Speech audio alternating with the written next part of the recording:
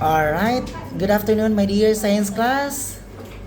Alright, very good. So at this time, I am requesting everyone to please rise for our opening prayer, and this would be done by James, of course. Alright, thank you. Then right after, say present if your name is called. We have... yes, requesting our secretary to please check the attendance. Yes, very good. So let's give ourselves a big round of applause for everybody is present for today. So for today, before we'll be having our class discussion, let's have first a recapitulation regarding to our previous topic. So what would be our previous topic that we have done, that we have discussed last meeting? Alright. Yes, Carlo. There you are. Alright. Thank you so much for your for recalling our previous lesson. So for this afternoon, I'm going to before we will be having our class discussion, let's have first our learning objectives for this afternoon, so that we can be able to attain what would be our going to discuss for this our topic right now. All right, we have number 1 is identify relevance, soundness of reasoning, and effectiveness of presentation.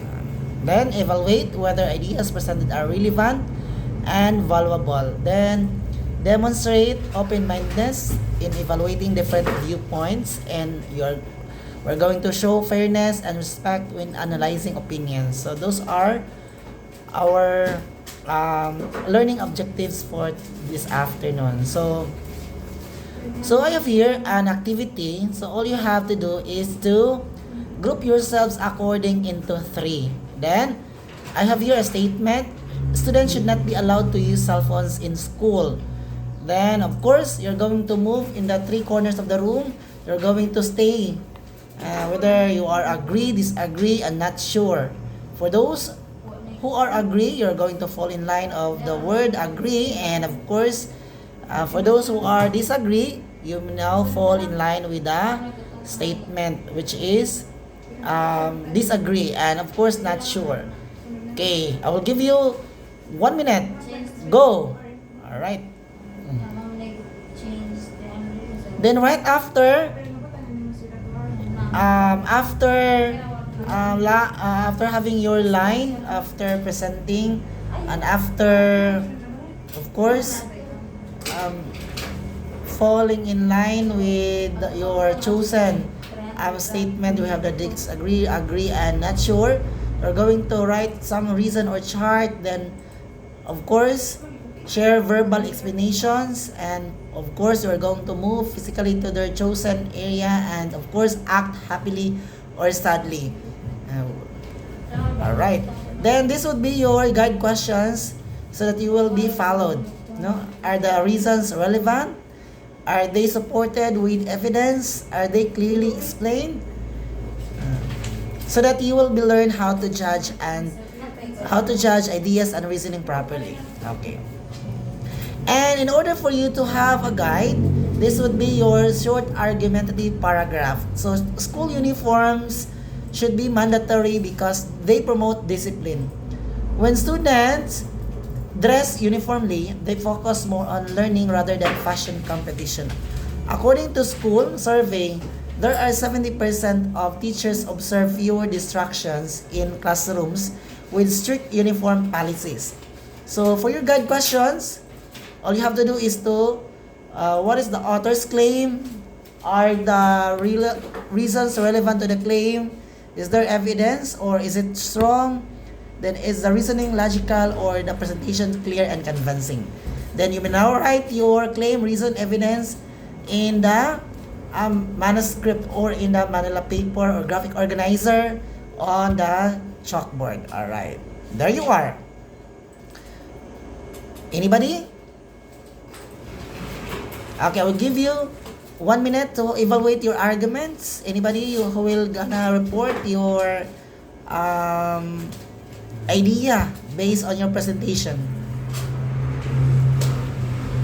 Yes, very good. Thank you so much. Okay, let's give ourselves a big round of applause. Okay, for group number 1, you found it. Thank you so much. And for group number 2, there you are. All right, very good. So, based on your activity, what would be our topic this afternoon? Justone, there you are. Very good. Here we have argument. Evaluating argument. What do we mean by argument? Okay. Argument is a set of statements where someone expresses a claim, what they believe or think is true, and supports it with reasons and evidence. So in short, an argument, yes, I know you have your idea. James, all right.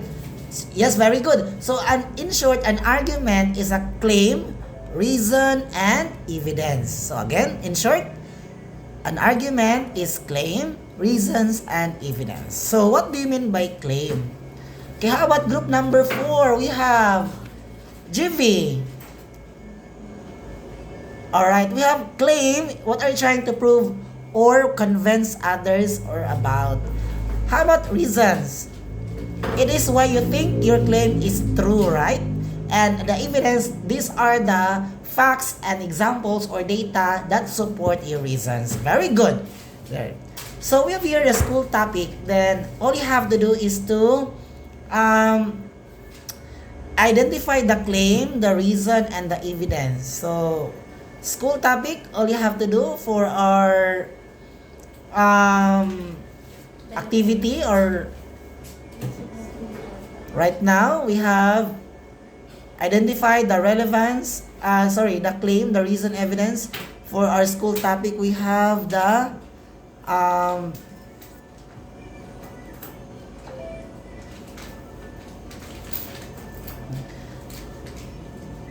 we have some people say that students should have less homework because it causes stress. That is to evaluate this argument. We can look at the reasons and evidence. The reason is that too much homework makes students feel tired and anxious. The evidence could be studies showing that students, are you with me? Okay, very good. So please stay with me. Alright, with heavy homework report less sleep and more stress. We also need to check if there are other factors like students' time management or school support. By thinking about the reasons and checking the evidence, we can decide if the argument makes sense and it is fair. So, based on the short paragraph or the short argumentative paragraph, so is the author reasoning sound? Why? Or is the author's reasoning sound and why? Of course, is the evidence relevant? How effective is the presentation? Very good. There you are. So, for your activity, for your assessment, all you have to do is to make your own short paragraph that related to our school activity. Only short paragraph. You're going to make a short paragraph, argumentative paragraph that is related to our school activity.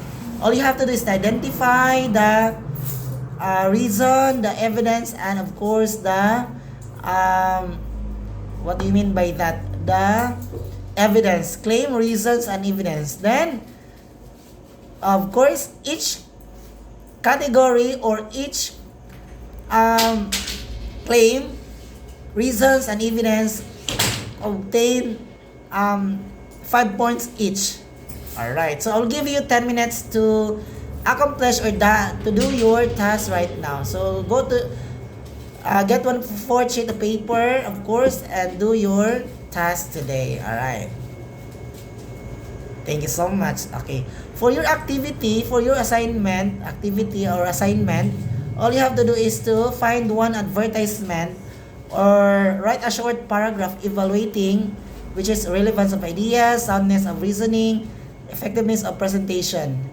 And for your you're going to pass that on next meeting.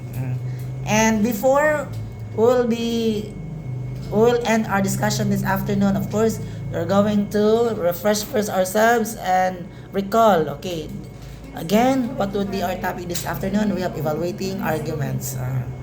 What are the parts of evaluating arguments? We have claim, reason, and evidence. Okay, very good. So, before anything else, before we'll end, always remember that do not believe everything you hear. Analyze, question, and verify. Okay, thank you so much, my dear grade 9, and enjoy the rest of your day.